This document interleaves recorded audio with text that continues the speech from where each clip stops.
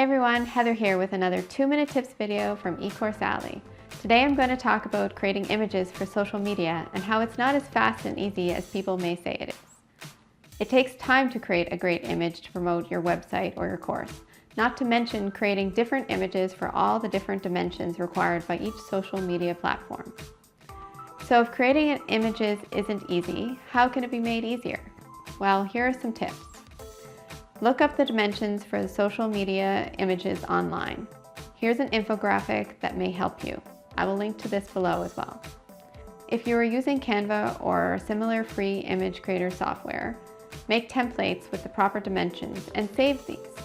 Then you can just copy and paste your design from one to the other, adjusting to fit each template. If you have a series of blog posts on the same topic or a series of YouTube videos, use the same image and just modify the text for each one. So for example, with these 2-minute tips videos, all I do is I use the same image and then I modify the title for each one. This helps save time and allows you to know exactly what it is. All my 2-minute tips videos have the same front cover, and so they're easy to identify. Finally, don't get too fancy. Use some built-in layouts or templates in programs like Canva and just modify the background images and text.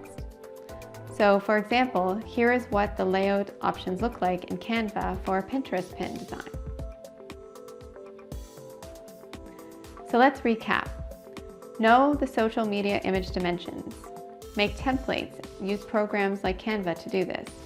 Use similar images for similar pieces of content, just modify the text, and don't get too fancy. Use built-in templates and layouts in image creation programs.